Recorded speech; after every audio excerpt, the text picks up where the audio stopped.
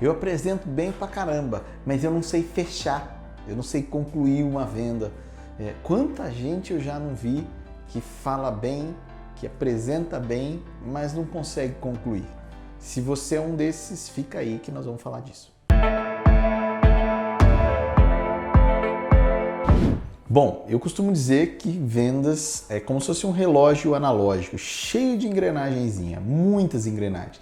Então é muito difícil você responder por que uma pessoa não está vendendo, por que não concluiu, né? Tem muitas engrenagens. Como você se preparou, como você abordou, como você diagnosticou, como você apresentou, tudo isso é muito importante. Mas hoje eu queria falar de uma engrenagem que eu já vi gente engripar pra caramba por causa dela, que muita gente chama de fechamento. Eu, particularmente, e dentro da Solutudo, com as nossas equipes, eu costumo bater em quem fala que fecha vendas, né? Aí eu fechei um negócio hoje. O que aconteceu? Você foi lá e baixou as portas dele, né? Aí eu fechei com uma pessoa. Fechou o quê, cara, né? A gente abre relacionamentos, a gente inicia processos. Mas, sem dúvida nenhuma, dentro do processo de vendas, tem uma fase ali que ela conclui o processo de vendas e inicia o processo de entrega, né? E nessa fase eu vejo muita gente errando, né? E errando como, Rafael? Bom, a pessoa vai lá, faz uma abordagem legal, apresenta, fala, tal,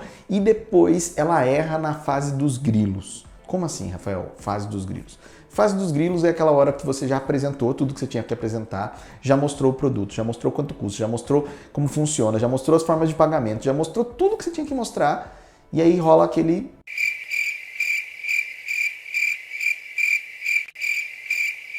O cliente não fala, você não sabe o que fazer, né? E aí é a fase dos grilos, eu costumo dizer. É a fase onde, num desespero, num silêncio, o vendedor geralmente acaba soltando a pior palavra que ele podia soltar. E aí?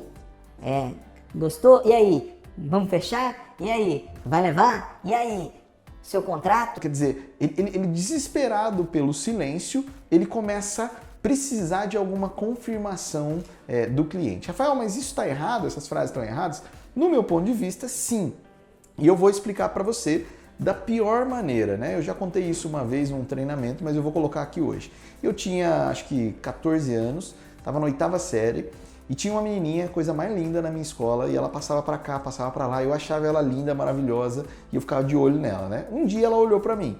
Eu não sabia se era comigo mesmo, ou se era com outra pessoa, fui numa parede bem branca, falei, bom, aqui se ela cumprimentar, sou eu mesmo, eu tinha medo da mão e ser algum bonitão lá pra trás, mas era eu, acredite se quiser, nessa época tinha franja, era diferente, né, Gabi? Sabe que, né? Então tinha uma franja cabelo, né? Já tava lá, e ela olhou e eu falei, cara...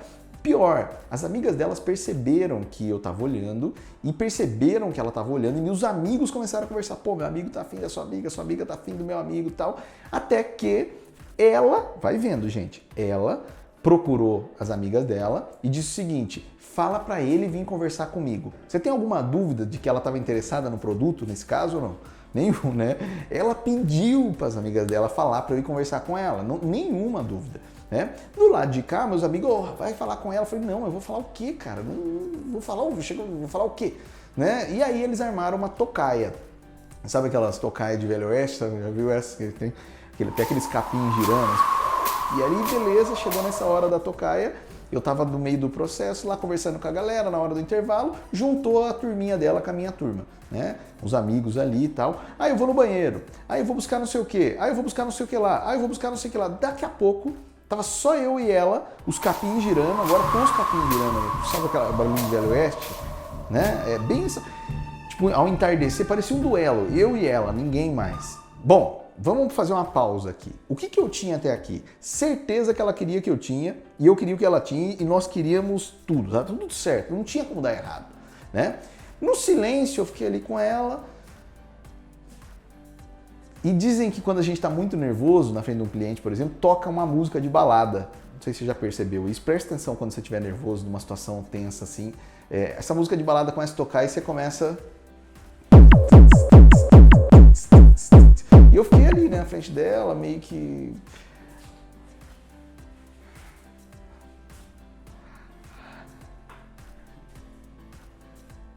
É verdade que você gosta de mim? Eu perguntei isso pra ela, cara. Eu perguntei, é verdade? Foi o que me veio, né? E aí, adivinha, né, gente? Até hoje eu ouço um não que parece um mosquito no meu ouvido até hoje. Não! Eu tenho vontade, né, nunca mais, né, ouvir falar dessa pessoa, etc. Mudei de cidade, etc. Mas eu ouvi um não. E eu saí dali, do dia que ela falou não, eu falei, ah, é? Eu falei, poxa, mas é que suas amigas falam, não, como amigo. Eu falei, não sou seu amigo ainda. Eu falei, ah, então eu vou indo. Ela falou, tá bom. Aí eu saí pra cá, saiu pra lá, foi horrível, muito ruim. Sempre tem um repórter, né, pra poder falar com a gente nessa hora. E aí, o que aconteceu? Né? Eu falei, pô, não aconteceu nada. Como assim não aconteceu? Eu falei, não. Meu, o que você falou? Eu perguntei se ela gostava de mim. Aí meus amigos punham a mão na cabeça e falaram, como assim você perguntou se ela gostava? E ficaram bravos. Né? E demorou para eu entender o que eles queriam dizer, mas eles manjavam mais de venda do que eu. Né? Aí um até falou, era só agir com naturalidade. Eu falei, o que é isso? Seja mais prático, né? E eu vou ser com você. O grande lance é que todo mundo ri dessa história sem perceber que a maior parte dos vendedores que eu conheço, mal preparados, no final de um processo de apresentação, faz igual eu fiz nesse dia. E aí, gostou? E aí, vamos? E aí, vamos fazer? E aí, você vai querer? Né? No final, sempre rola essas perguntinhas e, ao meu ver, isso é um grande erro, porque não só não ajuda a pessoa a decidir, como coloca ela numa situação de decisão, de conflito e assim por diante. Né? A palavra decisão vem de cisão, né? De corte. Então, quer dizer, se colocar a pessoa no momento de decisão, a grande chance é que ela, sob tensão, se comporte igual criança. Como criança, ela vai falar a primeira coisa que ela aprendeu a falar nessa vida, a maior parte das crianças, não. Para se defender do brócolis que não tá afim, para se defender de uma chicória que a mãe quer enfiar na boca. E aí isso é muito ruim, porque você coloca em xeque uma decisão que não precisava estar em xeque. Rafael, o que eu faço então? Resumidamente, o que eu faço? Bom, quando a gente termina de apresentar, o que nós deveríamos fazer é dar opções de decisão pós-decisão. Como assim, Rafael? Por exemplo, a pessoa foi lá, separou duas blusinhas lá, eu gostei dessa, gostei dessa. Uma pergunta, e aí, gostou? E aí, vai levar? Essa é o que eu tô falando para você não fazer, que senão você vai fazer igual eu fiz. Né? A minha sugestão é para você mesmo ou é para presente?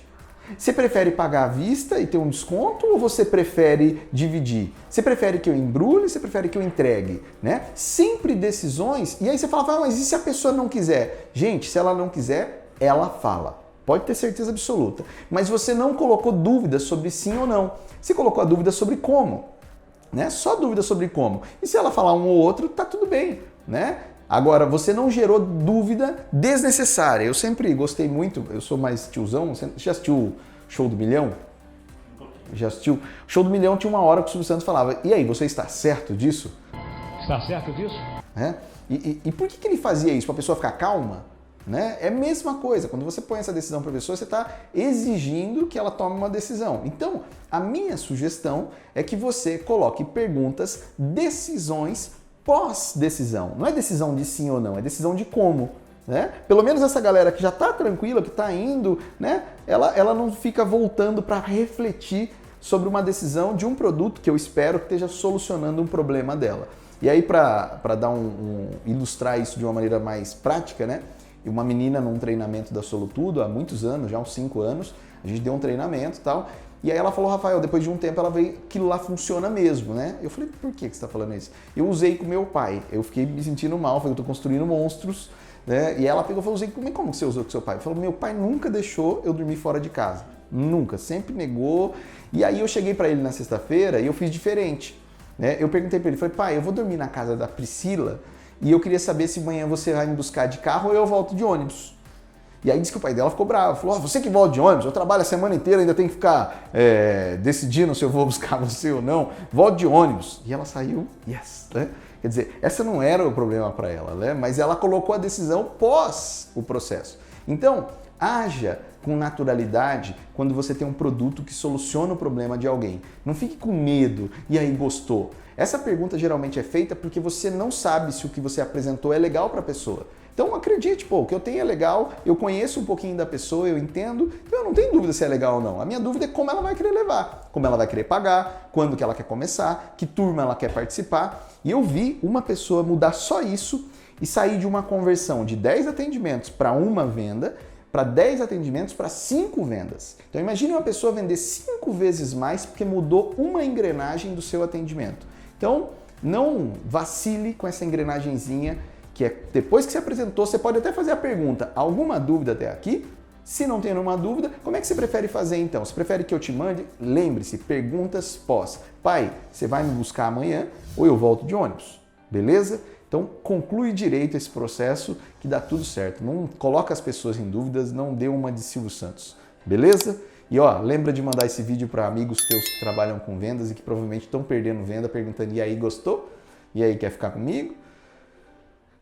Tenho raiva daquela menina até hoje. Valeu.